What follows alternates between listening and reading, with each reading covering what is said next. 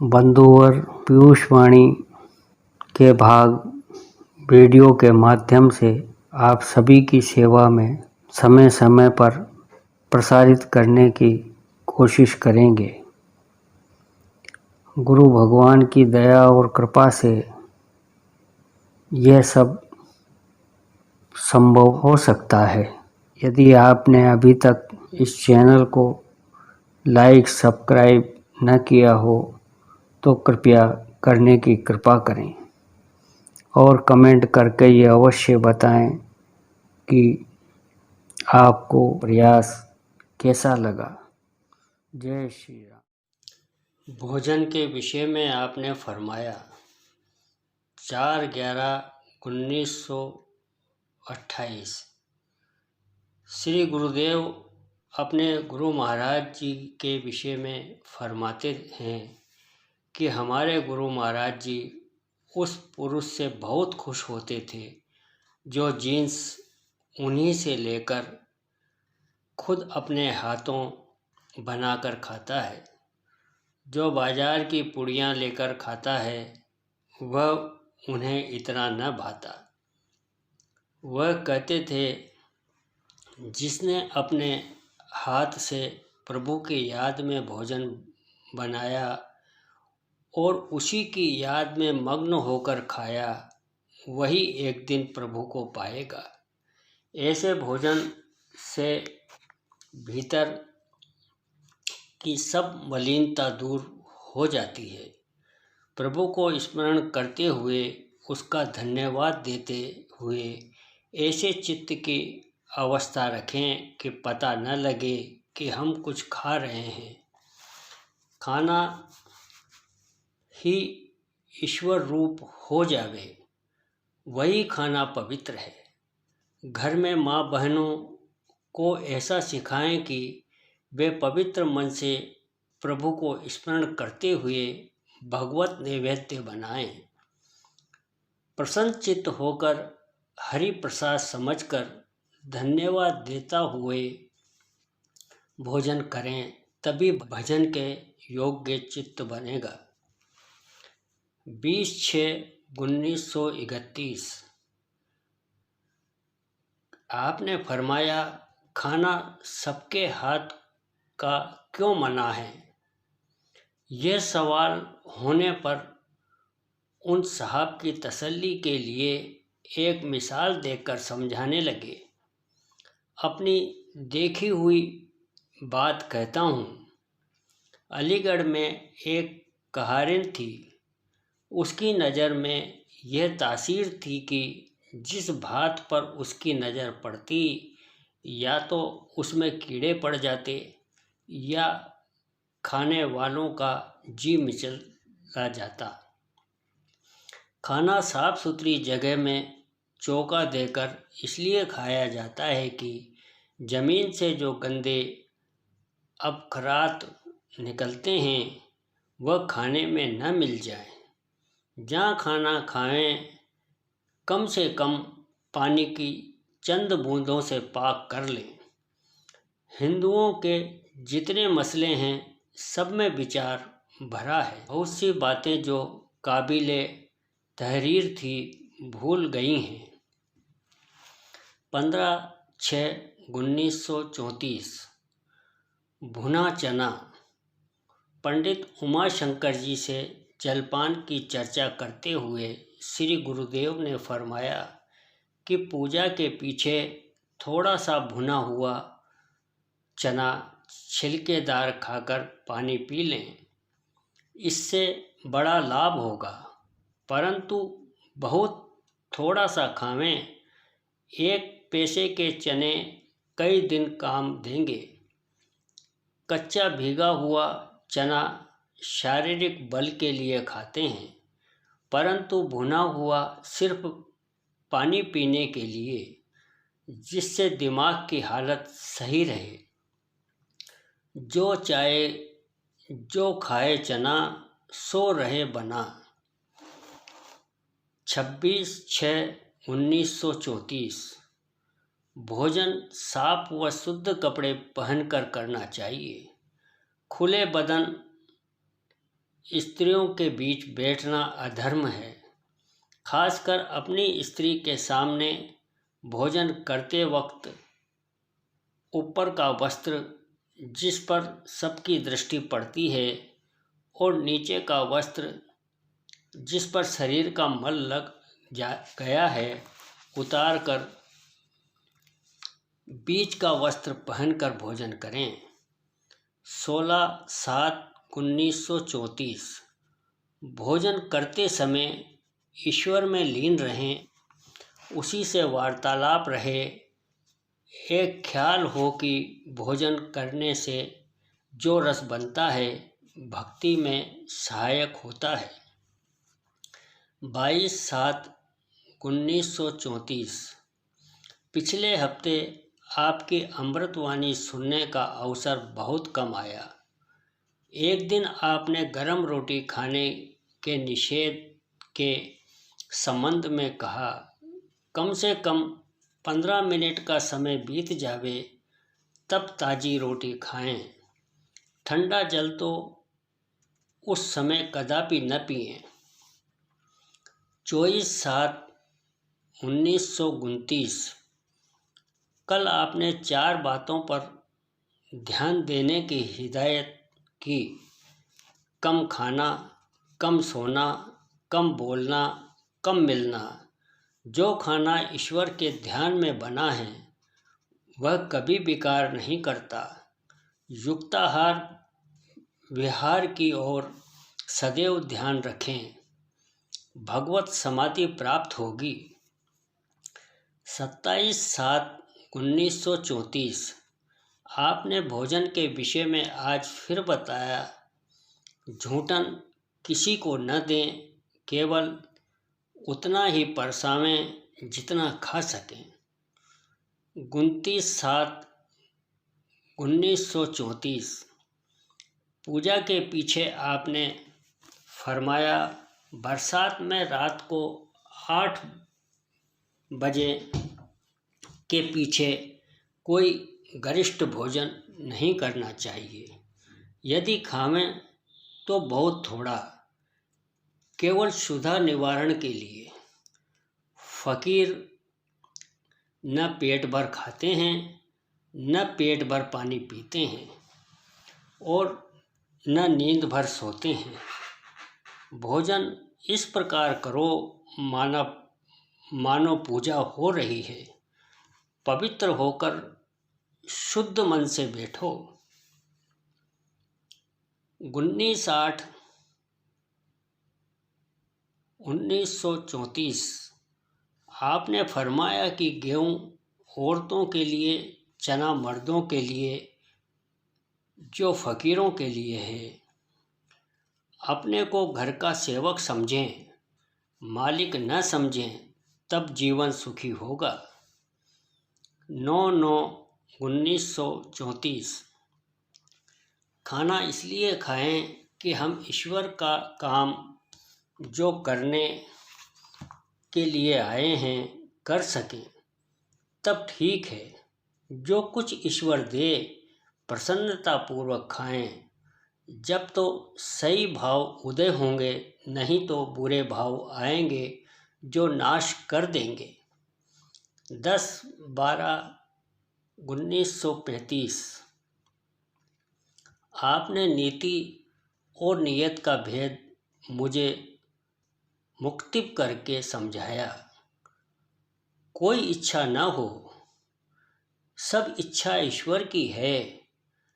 आपने प्रिय भाई सिकंदराबाद के रईस साहब को बहुत सुंदर उपदेश दिया। पवित्र भोजन कीजिए, भीतर से पवित्र होंगे। 15/7/1934। सुबह आपने आहार के शुद्ध होने पर बहुत जोर दिया, क्योंकि उसी से विहार शुद्ध होता है और फिर व्यवहार के शुद्ध होने पर भक्ति लाभ होती है। कभी भरपेट भोजन नहीं करना चाहिए।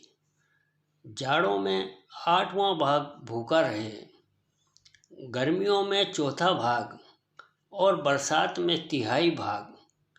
खाना खाने के बाद तोला से ज़्यादा जल न पिएं। हाँ, जब उसके पीछे पिएं तो कुछ प्यास रहने दें, पूरी प्यास भरकर न पिएं।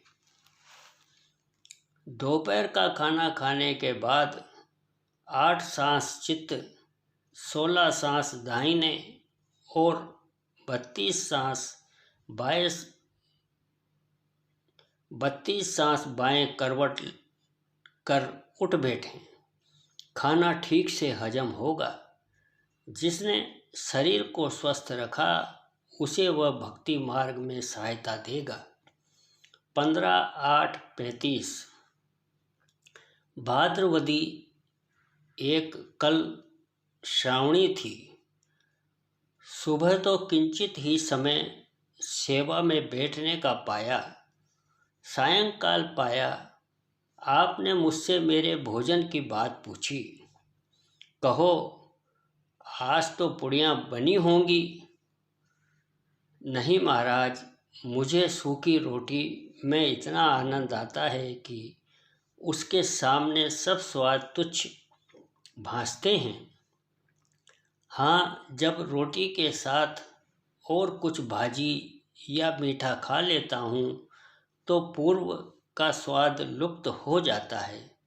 इससे बचने के लिए ऐसा करता हूँ कि पहले रोटियाँ चबा चबा कर खाता हूँ, तब पीछे से अन्य जो कुछ रहा खाता हूँ। ठीक है, ऐसे ही जनाब लालाजी साहब ने लिखा है कि सूखी रोटी में वह स्वाद है जो कि माँ के दूध में है। महाराज जी, मुझे तो यह लगता है कि जीवात्मा आनंद रूप है। उसके सहज आनंद को विषयानंद से दबाकर उसे खो बैठते हैं और उसका वास्तविक रूप भासने नहीं पाता। जैसे कि दाल और भाजी के स्वाद में रोटी का दूधमयी स्वाद खो बैठते हैं, ठीक है, परंतु एक भय है। जब रोटी में आनंद भासने लगे, उसे बदलकर और कुछ खाने लगें। हमारा धर्म नहीं कि स्वाद लें, साथ ही ये भी धर्म नहीं कि अरुचि पदार्थ को खाएं। इससे अधिक अधर्म है। रुचि और अरुचि से परे होकर प्रसाद खाएं। रोम रोम से धन्यवाद निकले, वह खाना कुछ भी हो सात्विक है। हर च देहद न्यामत अस्त। परमात्मा जो कुछ दे वह न्यामत है। सात्विक पदार्थ खाया, परंतु मन में उसका स्वाद आया, लगाव हो गया, बस पतन हुआ। भोजन सब जगह न करो। हाँ, वहाँ का भोजन कर सकते हैं जहाँ की देवियाँ प्रसन्न चित्त से बनावे और अर्पित करे। घर की देवी भी यदि रुष्ट हो और भोजन बनावे तो वह भी त्याज्य है। उस भोजन से तमोगुण उदय होगा। चाहिए कि तुम उस समय स्वयं भोजन बनाओ और उसे किसी प्रकार मनाओ, उसे खिलाओ और तब स्वयं खाओ। यदि ऐसा न कर सको तो बाजार से मोल लाओ और तब खाओ। वहाँ तो केवल दाम के लिए बनता है, उसमें राग द्वेष का प्रश्न नहीं उठता। परंतु जहाँ तक हो सके बाजार के खाने से बचो। उसमें दाम अधिक लगता है, सफाई की ओर ध्यान विरला ही देता है। 22/7/1935 शाम को पूजा के बाद जब प्राय सभी भाई चले गए थे, आपने भोजन के विषय में फरमाया, भोजन ईश्वर की याद में करें। गर्म रोटी और ठंडा जल दांतों को हिलाकर रख देते हैं। बड़ी सावधानी से आहार करें, क्योंकि जब आहार शुद्ध होगा तो विहार और व्यवहार भी शुद्ध होगा। सोते समय अभ्यास से स्वप्न में जागृत अवस्था का भान होने लगता है। बाएं करवट से सोना और दाएं करवट से उठना चाहिए। 31/8/1935 सुबह आप श्री मुंशी भैया से कुछ बातें कहते हुए समझाने लगे। देखो बेटे, जो बात मुख से निकल गई उसे यथाशक्ति पूरा करने की कोशिश करनी चाहिए। बात उलटना ठीक नहीं है। आज आप 9 बजे की गाड़ी से लखनऊ जा रहे हैं। श्री माताजी ने जलपान करने का आग्रह किया। आपने उत्तर में कहला दिया, बस जो कुछ खाना है खाते ही समय खाऊंगा। आप आहार का जैसा संयम करते हैं, व्रत स्वरूप ही हैं। नियत समय के अतिरिक्त आप कभी कुछ नहीं खाते। 4/9/1935 शाम महाराज जी ने मुझे भोजन करने की सुंदर रीति सुझाई। भोजन सब करो, परंतु किसी का स्वाद मत लो। काफ़ी घी खाओ, शरीर हष्ट पुष्ट रखने की चेष्टा करो। दाल खाने में संकोच, परंतु साग खाने में अधिकता, इसका पालन करो।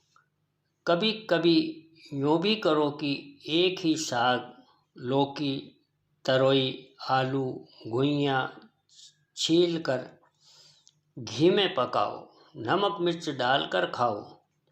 यदि दक्षिणी मिर्ची खाओ तो अच्छा है। दक्षिणी मिर्ची सफ़ेद होती है, उसका प्रभाव न गर्म न सर्द, काली, ठंडी और लाल गर्म होती है। दाल कभी कभी खाओ, परंतु कम, सब्जी अधिक खाओ। 26/10/1935 शाम आपने एक भाई से फरमाया, निरंतर प्रसन्न रहो। सारी कमजोरियां ख्याल की हैं। जहाँ शक वह सुबह दूर हुआ, आरोग्य उदय हुआ।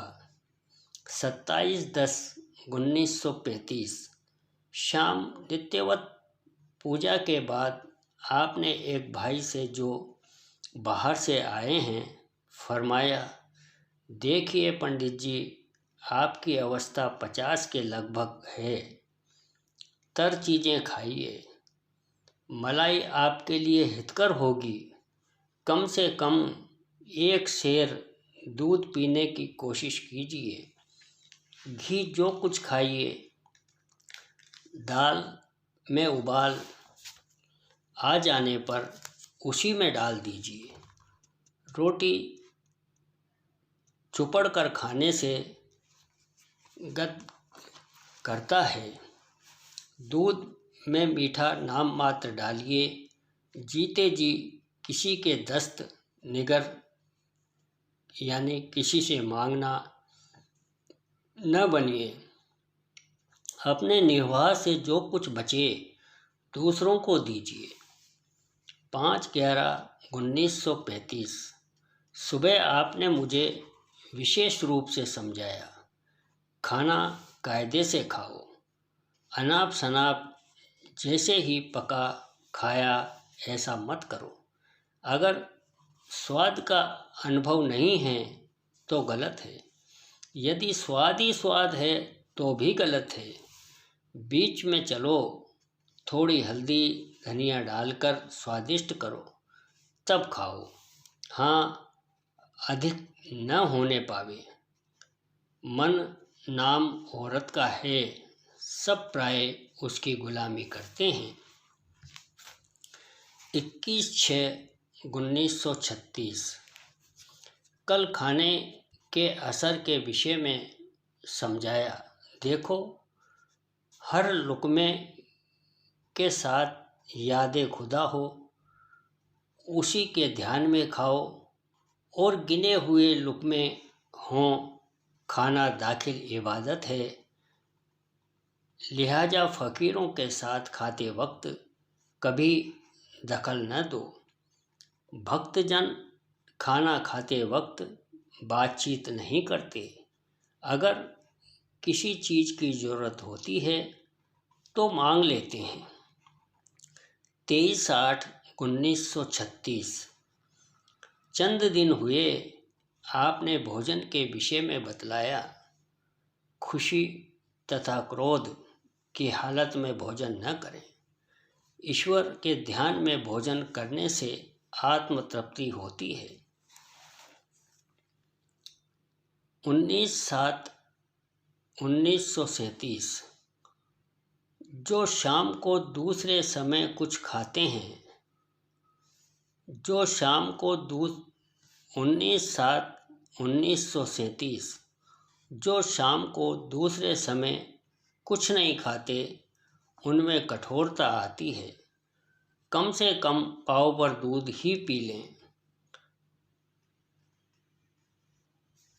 10 बजे के बाद कोई हवा ऐसी होती है जो खून चूसती है। यदि चंद उसूल पेशाब, पाखाने और भोजन के पालन किए जाएं, तो पेट की शिकायत नहीं होती।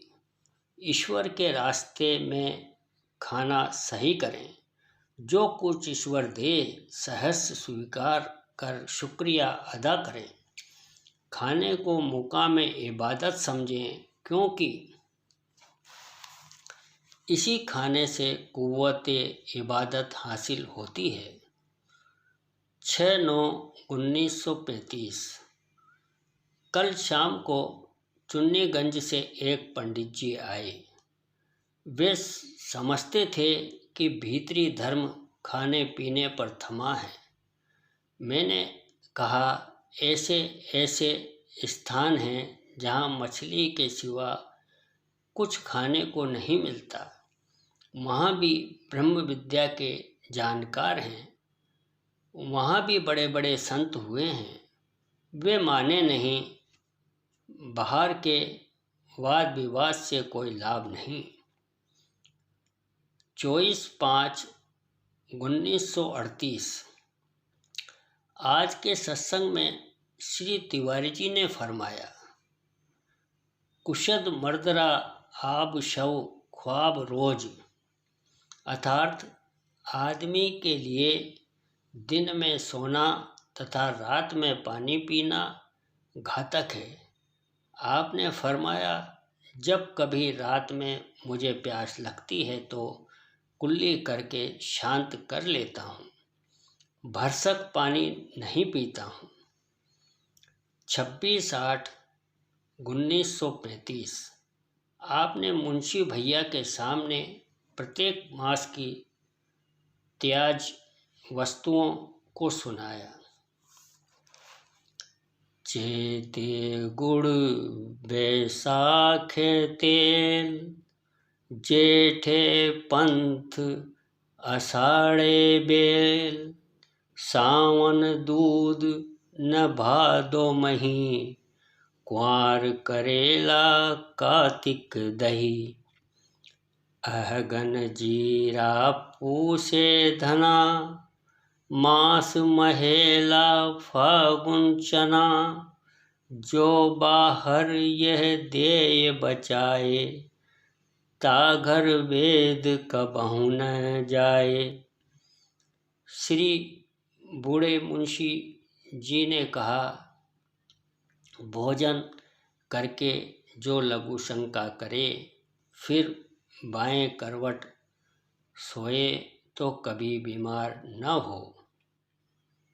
बंधुवर, अगर आपको ये वीडियो और गुरुदेव भगवान की वाणी अच्छी लगी हो तो आप हमारे YouTube चैनल राम समाधि आश्रम संत थानेदार को लाइक, सब्सक्राइब,